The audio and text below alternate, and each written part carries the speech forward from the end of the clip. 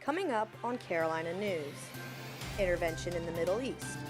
President Donald Trump declared Jerusalem the capital of Israel today. But how will this impact the region? We talked to South Carolinians on both sides of the issue. The Chicken Man. One local artist's poultry paintings have earned him national recognition. Running down a dream. USC has landed a big track recruit. We'll tell you more about his journey to becoming a Gamecock.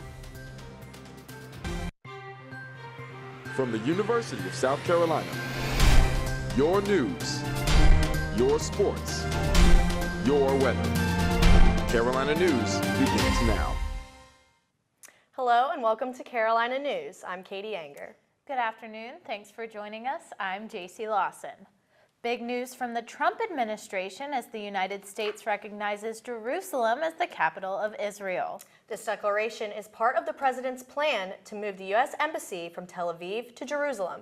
Eric Butler has the story.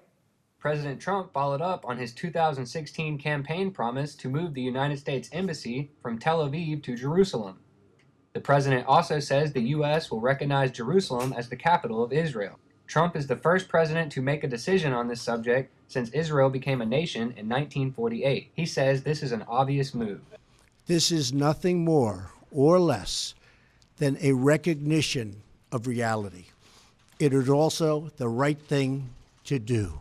Opinions are strong on both sides all over the world, and even here in Columbia. USC grad student and Palestinian Dana Al-Hazan says the decision is tough to hear.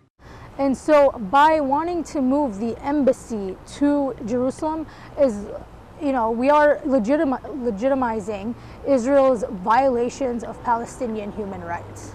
Al-Hassan is part of the Students for Justice in Palestine on campus, and she says their goal is for all people, including Palestinians, to have the same human rights. On the other side of the debate is USC political science professor Joseph Olmer, and he says this is a very significant announcement and long overdue by the United States.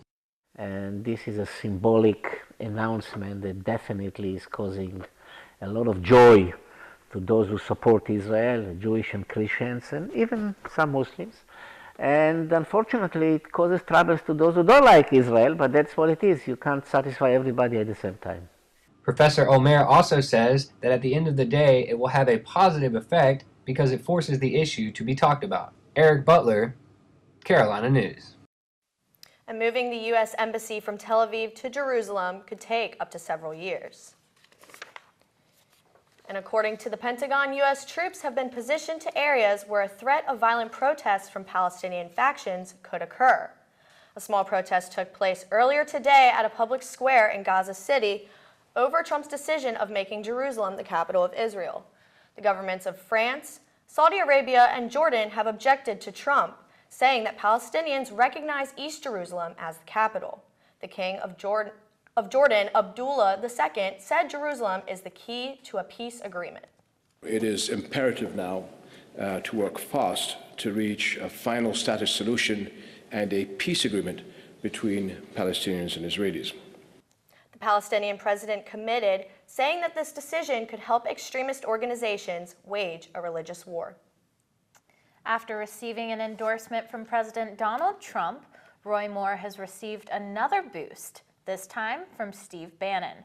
The president's former chief strategist attacked a number of Republicans and GOP leaders in Congress, calling them cowards. One of these Republicans, former presidential nominee Mitt Romney, sent a tweet on Monday denouncing Moore. On Tuesday, the president, RNC, and Senate changed their tunes on Moore. Alabama's special election is set to take place on December 12th. And the First Lady and Second Lady are visiting the Lone Star State. Melania Trump and Karen Pence traveled to Corpus Christi and Rockport Wednesday to survey the damage resulting from Hurricane Harvey. The two met with first responders as well as families affected by the storm. They also volunteered at a local food bank.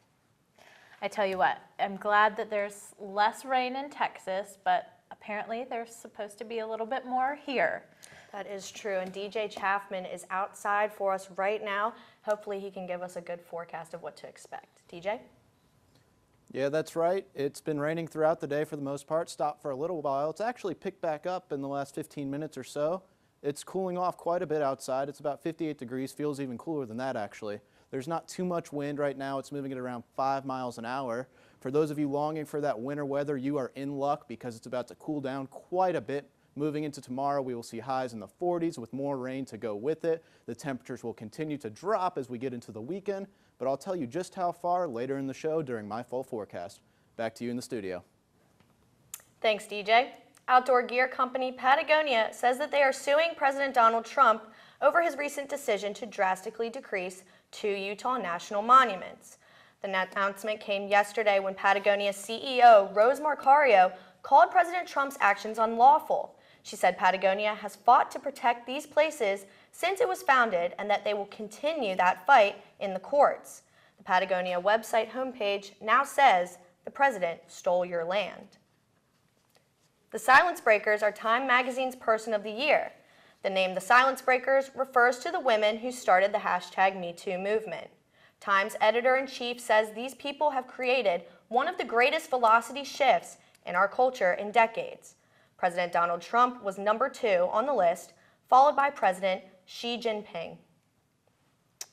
A local artist became famous for his paintings and unique chicken designs. His name is Ernie Lee, but you may know him as something else. Alan Devlin has the story. They call him the Chicken Man, It kind of like the chicken chose me, I didn't choose it. and for obvious reason. I brought something new to the table for the Gamecocks. And after 17 years in downtown Columbia, he's hatched a name for himself. Like everywhere I go, oh, that chicken man. Because what originally started as a leap of faith Make a little chicken here. became a local phenomenon. I got more fans, it got bigger.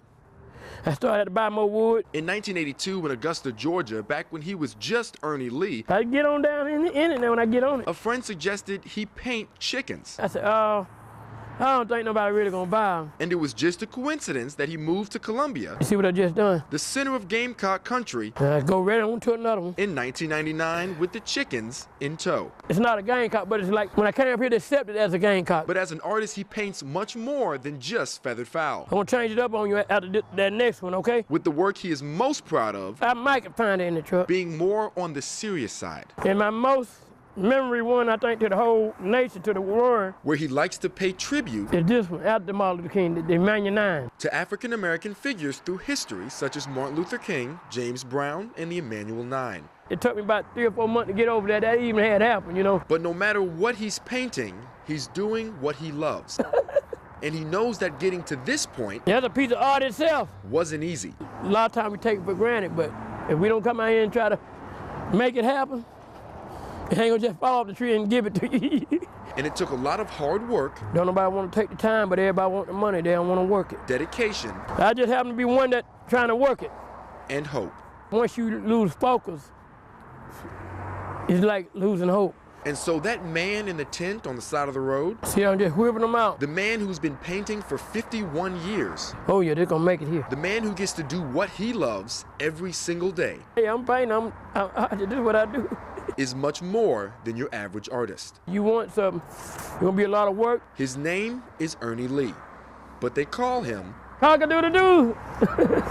the Chicken Man. With Carolina News, I'm Alan Devlin. The Chicken Man says sales drastically increased during the holiday season, and he is looking forward to welcoming customers from all over the Southeast into his coop. And coming up after the break, one local track star is preparing to take his talents to USC. We'll tell you more next. Listen. All it took was someone who would insist that I just try. Suddenly, everything was turned around because they judge you. You tell them, I don't need this. No one is going to understand. Unless they've been through it, how can they? Then one day you realize You feel so hopeless. I need help. I need help. You feel so hopeless. Then one day you realize Unless they've been through it, how can they understand? I don't need this. no one's going to judge you. Suddenly everything was turned around because they insist that I just try. All it took was someone who would just Listen.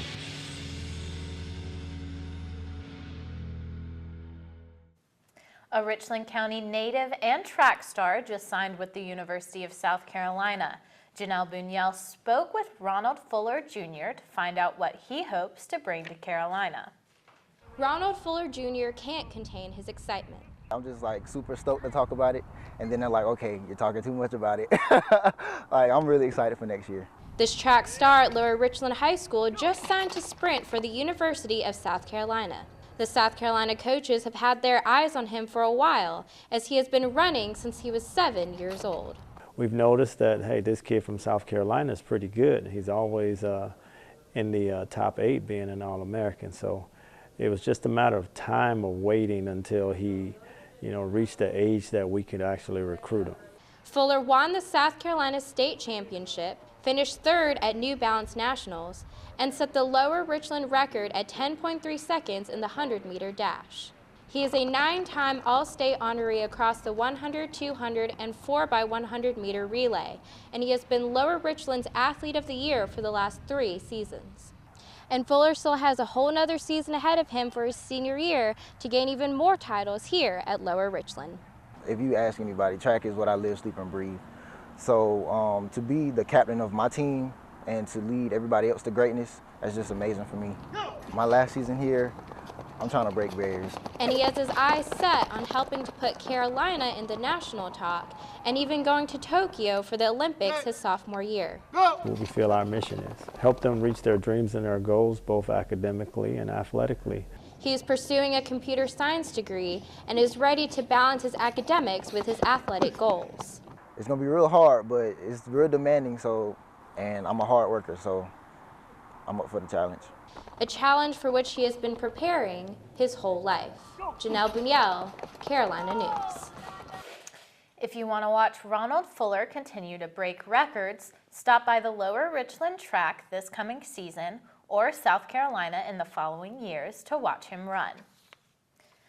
And the Winter Olympics are only a few months away, and while the Olympic athletes are training for the Games, one country will not be a part of them. The International Olympic Committee announced yesterday that Russia would be banned from the upcoming Olympics in South Korea. The ban is the result of what the IOC called systematic manipulation of anti-doping rules. Olympic organizers were shocked by the IOC's decision and hope that it will be reversed. This comes after Russian flags and the Russian national anthem were not allowed at the 2016 Summer Olympics. USC police are searching for a man who claimed to be an Uber driver and gave 2 female students a ride to the wrong location. USC PD says that Ferris Kaladi, who is pictured here, refused to let the students out of the car and prevented them from getting out when they tried. USC says he has no affiliation with the university, but has been seen around the campus before. The 2 students were able to escape from the car, and both USC PD and the Columbia Police Department asked that you call if you see Kaladi. And a 22-year-old has been arrested in a deadly Abbeville County shooting, according to SLED. Brent Johnson faces 1 charge of murder. The dispatch received a call for a gunshot victim in Calhoun Falls on Tuesday night. When the officials arrived, they found 27-year-old Zelric Jaquan Tinch dead at the scene. Tinch had 2 sons who are 8 and 9 years old. A missing Charlotte mom and daughter have been found after a silver alert was issued yesterday. Megan Stack and her 8-year-old daughter Ava went missing on Monday afternoon. Ava's father says his ex has a history of mental health issues. The mother and daughter were found after they stopped at an EMS station outside St. Louis, where Megan asked to be taken to a hospital to be evaluated. Authorities are working to reunite Ava with other family members. Black bears are on the rise in South Carolina. According to the South Carolina Department of Natural Resources, bear visits along the state's roads have been on the rise. During South Carolina's bear season in October, the total mountain harvest was 108 bears, which ranks second to the 127 bears found in 2013. Biologists urge drivers to use caution especially during dawn and dusks when bears frequently travel. I tell you what, bears are not something you would really think you'd find in South Carolina. Absolutely, but it would definitely be kind of cool to see one, I think. Right? It might I be think weird so. around the city, though. I think Definitely so. interesting. Yeah, DJ, I hope there are no bears out there on the horseshoe where you are. Yeah, haven't seen any bears right now. That's good for me. Like I said, it should rain throughout the evening and should cool down quite a bit with temperatures in the mid-40s, but I'll have more on that for you after the break.